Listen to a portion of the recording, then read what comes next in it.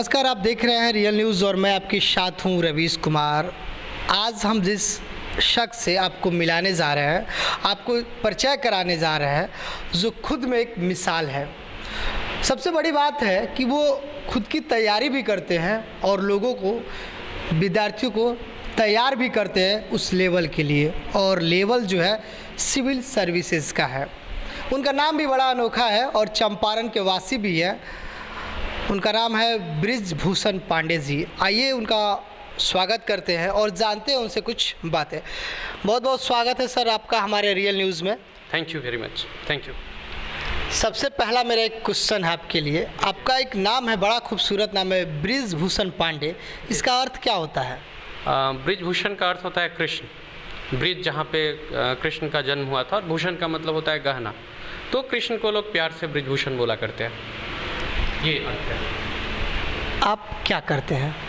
अभी मैं भी तैयारी में ही हूँ, तो यूपीएससी बीपीएससी का तैयारी कर रहा हूँ। कह सकते हैं सिविल सर्विस का तैयारी कर रहा हूँ, और साथ साथ में कुछ जो अपने स्टूडेंट्स लोग हैं, और वैसे कोई अगर प्रतीत होता है कि वो तैयारी के लिए है तो उनकी तैयारी में मदद करता हूँ, ऐसा आप समझ सकते हैं। एक बड़ी जिज्ञासा है आपसे मिलके। आप अपने आप में खुद से तैयारी भी करते हैं और लोगों को तैयार भी करते हैं उस लेवल के लिए।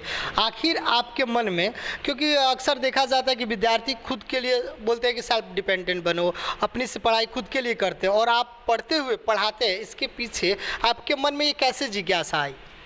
एक्चुअली कुछ समय पहले जब मैं तैयारी कर रहा था, तो इस तैयारी में होता है कि थोड़ा एक लंबा समय चाहिए होता है, तो उस समय के दौरान थोड़ा तो इकोनॉमिकली भी असर पड़ रहा था।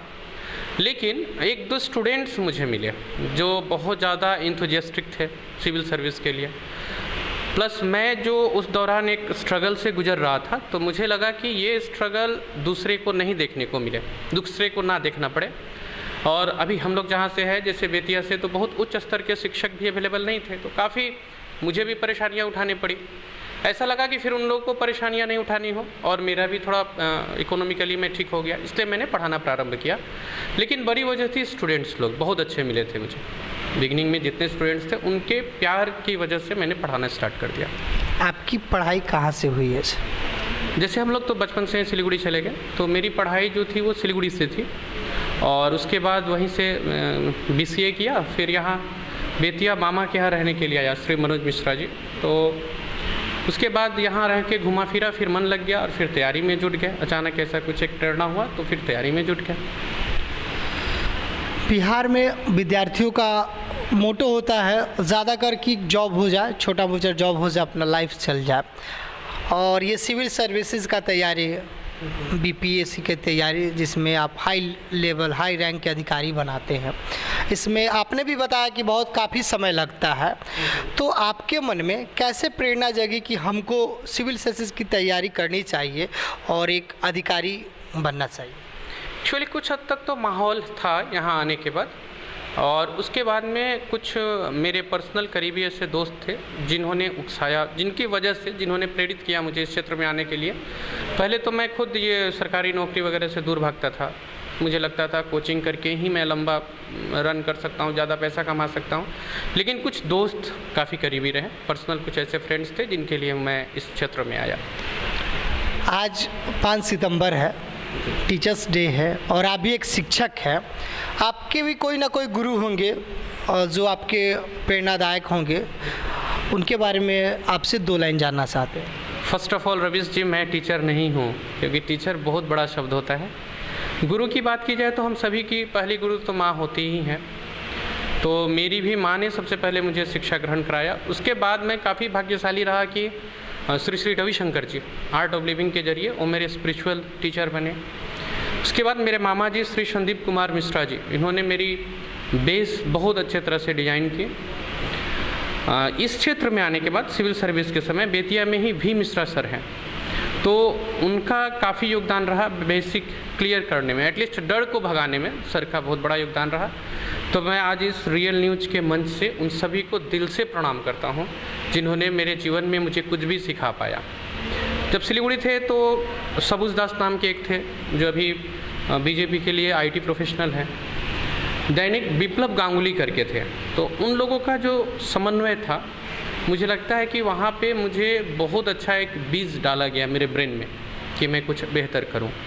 तो इन सारे लोगों का बहुत बहुत बड़ा योगदान रहा मेरे जीवन में। सिविल सर्विसेज की जो तैयारी होती है उसके मार्गदर्शन के बारे में हम आपसे कुछ जानना चाहते हैं कि आखिर वो कैसे तैयारी करे, क्या करे। हमारे दर्शक भी देख रहे हैं, सुन रहे हैं, तो वो भी जानना चाहते हैं कि आखिर वो अपनी तैयारी किस ढंग से करे। एक्चुअली ये मेरी व्यक्तिगत राय है, अब इससे सभी लोग सहमत होंगे या नहीं पता नहीं। मुझे लगता है कि सिविल सर्विस की तैयारी 70% कैरेक्टर की तैयारी है। आप किताब के ज़रिए जो भी इन्फॉर्मेशन लेते हैं, उदाहरण के लिए मैंने आर्टिकल 19 पढ़ा, मुझे पता चल गया कि अभिव्यक्ति की स्वतंत्रता है, लेकिन इसके साथ साथ एक चीज़ जो मेंटेन करना होता है कि मैं क्या अपने कैरेक्टर में इस चीज़ को ला पाया कि मैं सभी को अभिव्यक्ति की स्वतंत्रता दे सकता हूँ, कोई मेरे खिलाफ भी बोले तो मैं उसे सुन सकता हूँ। तो मेरा मानना है कि ये टोटली कैरेक्टर का एग्ज़ाम है, और इसीलिए लकीली मैं अपने तैयारी के दौरान जिनको आइडल लेके चलते रहा वो श्री कृष्ण रहे।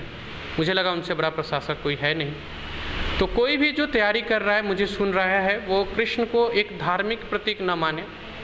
अगर मुझे लगता है कि कृष्ण को अगर थोड़ा सा पढ़ लिया जाए तो बहुत अच्छी तैयारी हो जाती है प्रशासक की, और बाकी तो कैरेक्टर है प्रशासक। मेडिटेशन एंड मोटिवेशन से कैसे तैयारी, जो सिविल सर्विस की तैयारी की जाती है, उसमें मदद मिलता है, इसके बारे में कुछ बताएंगे? हाँ, जैसा अभी मैंने बताया आपको कि एक बड़ा कैरेक्टर का एग्ज़ाम है, तो कैरेक्टर रातों रात नहीं बदलते, उसके लिए थोड़ा समय लगता है, और कैरेक्टर वहीं बनते हैं जो हमारे विचार जन्म लेते हैं। मेडिटेशन आपके विचार को कंट्रोल करती है।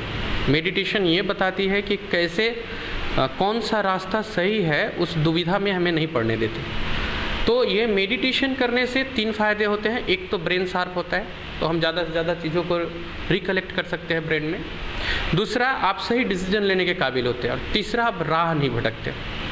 और मोटिवेशन की जहाँ तक बात है, तो किसी भी कार्य को करने के लिए, इवन अभी हम और आप जो बैठे हुए हैं ना, इसके पीछे भी कोई ना कोई एक मोटिवेशन था कि मैं अपने गांव से यहाँ तक आया, आप यहाँ तक आए। तो इतने बड़े सफ़र को पूरा करने के लिए तो मोटिवेशन की ज़रूरत होती ही होती है। वो एक्सटर्नल आउटर आपको जैसा लगे, लेकिन आप चाहे अंदर से मोटिवेटेड हो, अपने बाहर से मोटिवेटेड हो, पर मोटिवेशन की बहुत बहुत रोल होता है इसमें। आप जब तैयारी में आए तो बहुत सारी आपको कठिनाइयाँ भी आई होगी लाइफ में। आपका सफ़र कहाँ से शुरुआत हुआ और अभी कहाँ तक पहुँचा है, इसके बारे में हम जानना चाहेंगे आपसे। एक्चुअली जब इस तैयारी की बिगनिंग हुई तो मैं यहाँ था, बेतिया था, जो जहाँ से थोड़े दूर पे मेरे मामा का गांव था, तो वहाँ मैं लगभग अकेला ही था। तो वो एक अकेलापन सबसे बड़ा स्ट्रगल था। मुझे लगता है कि ये पूरे जितने भी सिविल सर्विस विद्यार्थी होते हैं सिविल सर्विस के, उन सारे के साथ ये एक समस्या रहती है, अकेलापन वाली। फिर मुझे ऐसा लगता है कि पता नहीं क्यों ईश्वर शायद टेस्ट करते हैं। कुछ पल तो ऐसे थे जो बहुत बुरे भी थे। कई बार तो ऐसा हो गया कि काफ़ी अपने क्लोज लोग, काफ़ी नज़दीकी लोग रूठने लगे। देन हुआ ऐसा, वो एक बुरा पल था। लेकिन जो लोग भी तैयारी कर रहे हैं, मैं उन्हें ऐसा बताना चाहूँगा कि ये पल आना बहुत अच्छा होता है, क्योंकि तब आप बहुत सारी चीज़ें जो किताबों से नहीं सीख पाते, वो तब आप यहाँ सीख पाते हैं। काफ़ी सारी चीज़, सामाजिक चीज़, रिलेटिव से रिलेटेड चीज़, माइंड से रिलेटेड चीज़। तो अगर मेरा बात माना जाए तो ये होना चाहिए एक तैयारी करने वाले के पास, तो तैयारी बहुत बेहतर होती है। अगर आप बात करते हैं तो बिहार के स्टूडेंट जो सिविल सर्विसेज में अच्छा रैंक लाते हैं और टॉपर भी बनते हैं, और जैसा माना जाता है या सुनने में आता है कि सबसे ज़्यादा रिजल्ट बिहार के आते हैं, इसके बावजूद भी बिहार का जो वैल्यू है वो नहीं दिया जाता है। इसके बारे में आप क्या कहना चाहते हैं? मुझे लगता है कि ये थोड़ा सा राजनीतिक टाइप का प्रश्न है। ये ऐसा है कि हमारे यहाँ 2 किस्म के लोग पाए जाते हैं, जो मैं अपनी व्यक्तिगत बातें बता रहा हूँ। नंबर 1 वो जो बहुत ज़्यादा मेहनती होते हैं किसी भी क्षेत्र में। आप चाहे हमारा कोई भी क्षेत्र आप देखेंगे ना, तो वहाँ हम लोग टॉप पे बैठे हुए हैं, शीर्ष पे बैठे हुए हैं। जैसे अभी तो बंटवारा हो गया, महेंद्र सिंह धोनी हमारे यहाँ से पले बढ़े। फिर आप राजनेता लोग को देखेंगे तो हमारे यहाँ से सारे उच्च कोटि के निकले। तो ये एक मीन्स आप कह सकते हैं ये गर्व का विषय है हम बिहारियों के लिए, कि हम चाहे जो काम करते हैं ना उसमें अपना सर्वस्व लगा देते हैं। तो वो बच्चे जो पढ़ते हैं वो बहुत अच्छा पढ़ लेते हैं, फिर वो IAS वगैरह निकाल लेते हैं। जो नहीं पढ़ते वो दूसरा काम कर रहे होते हैं, तो वो उसमें अपना सब कुछ डाल देते हैं। तो मुझे लगता है कि ये अंतर है।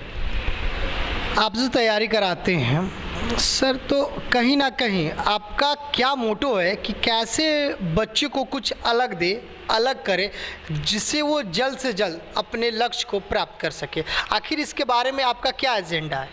देखिए, फ़र्स्ट ऑफ ऑल तो ये है कि मैं बहुत ज़्यादा सिलेबस के बाहर नहीं जाता हूँ, पहली बात, क्योंकि ऑलरेडी हम लोग को बहुत ज़्यादा पढ़ना है।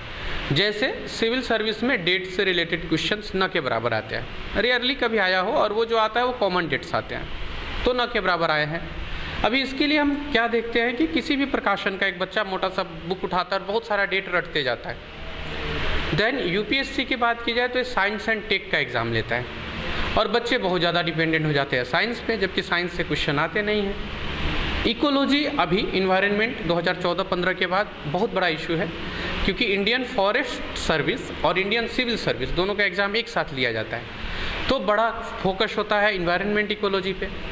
मुझे लगता है प्रीलिम्स के दौरान ये गलती हम लोगों का जो लोकल स्तर पे है इन लोगों से हो जाती है कि ये क्या करते हैं, इन्वायरमेंट इकोलॉजी को अवॉइड कर देते हैं। साइंस एंड टेक्नोलॉजी में टेक्नोलॉजी वर्ड पे काम नहीं करते और सिर्फ साइंस समझ के पढ़ने लगते हैं। तो ऐसा नहीं है, मैं भी अभी इतना बड़ा ज्ञानी नहीं हूँ कि मैं किसी को राय दूँ, पर एक काम तो आप बिल्कुल कीजिए, एग्ज़ाम आपको UPSC के लिए देना है ना, तो आप UPSC के वेबसाइट से उसके सिलेबस को अच्छे से पढ़ें, तो वो आपको पता चल जाएगा कि आप कितना ज़्यादा मिसगाइडेड चल रहे हैं। बहुत ज़्यादा डेट्स पे फोकस नहीं करें, हाँ, और कुछ हद तक जो सरकार है अभी केंद्र में, उनके मूवमेंट को देखा जाए ना, तो आपको लग जाएगा कि क्या विषय अभी मेरे लिए ज़रूरी है।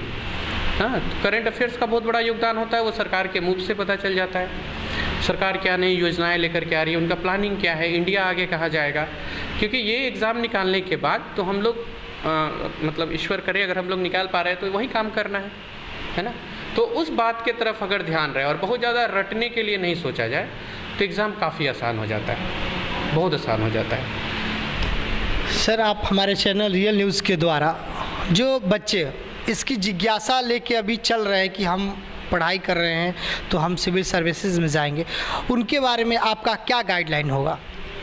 फर्स्ट ऑफ ऑल तो ये कैरेक्टर का एग्ज़ाम है, अगर मतलब मेरी मानी जाए तो, और मेरे बात से पूरी तरह से आप सहमत हो? मैं बात कर रहा हूँ सर, जो बच्चे होते हैं, छोटे छोटे बच्चे होते हैं, जिनका सपना होता है कि वो बड़े होके SP बने, DM बने, उनके बारे में मैं जानना चाहता हूँ कि आप उनके बारे में क्या कहना चाहते हैं, वो कैसे अपने मोटिवेट को, अपने लक्ष्य को बढ़ाए और आगे बढ़े और कैसे तैयारी करें?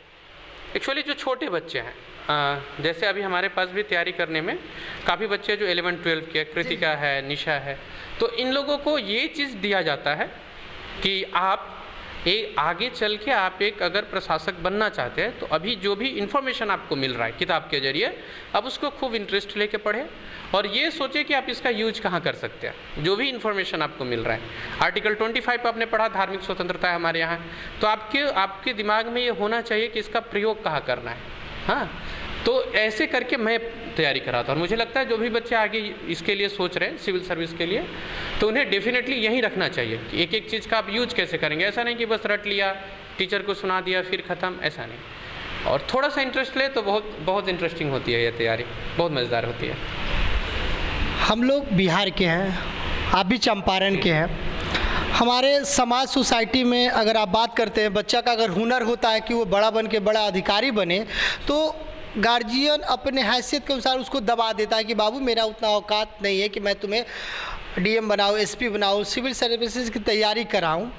उन लोगों से, उन गार्जियन से, उन पेरेंट्स से आपका क्या आग्रह होगा? फर्स्ट ऑफ ऑल तो देखिए, हमारे यहाँ ये जो तैयारी है सिविल सर्विस की, इसके लिए मुझे लगता है कि कोई नेसेसरी नहीं है दिल्ली जाके 10 लाख 20 लाख देना। पहले आप UPSC को अगर ठीक ढंग से बच्चा समझ पा रहा है, अगर उसकी इच्छा है करने की, तो आप उसे आगे बढ़ने दें। और मैं आपके चैनल से एक और बात कहना चाहता हूँ, जो वास्तव में ही गरीब लोग हैं, तो ऐसा मेरा अभी योजना चल रहा है कि जो वास्तव में ही गरीब लोग हैं वो लोग मुझे कांटेक्ट करें। मैं वीकली, वीकेंड में, सैटरडे संडे जो भी होता है, जितना मेहनत करना पड़ा मैं फ्री ऑफ कॉस्ट उनकी क्लास लूँगा, अगर कोई सच में उस लायक है, चाहता है करना तो। सर आप अगर आपसे बच्चे मिलने चाहिए, अभी जैसे आपने बताया कि जो सच में गरीब तबके के बच्चे हैं और जिनकी जिज्ञासा है कि वो अधिकारी बने, इस क्षेत्र में आए, वो आपसे कैसे कांटेक्ट कर पाए, वो आपसे कैसे मिल पाएंगे? आपकी कोचिंग कहाँ चलती है, कैसे, क्या आप बताएंगे? एक्चुअली मैं अभी तक तो खुद को टीचर मानता नहीं हूँ, तो ऐसा कोई कोचिंग है नहीं। यूट्यूब चैनल पे अपना एक चैनल है ब्रिज सिविल सर्विस क्लासेस करके, या अगर आप गूगल भी करेंगे तो आपको लेके आ जाएगा चैनल पे, तो आप वहाँ से कुछ वीडियो वगैरह भी देख सकते हैं, और उसमें मेरा नंबर दिया हुआ है, तो आप चाहे तो आप उस नंबर के ज़रिए जो भी चाहे मुझे कांटेक्ट कर सकते हैं। वहाँ से मैं बात करके फिर वो क्लासेस के लिए मैं बिल्कुल जितना मुझसे बन पड़ेगा मैं ज़रूर करूँगा। बहुत बहुत धन्यवाद सर आप। थैंक यू रवीश जी। खबरों की फास्ट ट्रेन में हो जाइए सवार। 30 मिनट में बिहार झारखंड की हर खबर, राजनीति, अपराध, खेल, मनोरंजन से लेकर व्यवसायी जगत पर नजर। आधे घंटे में 30 बड़ी खबरें। देखिए रियल न्यूज बिहार पर रोजाना रात 9 बजे।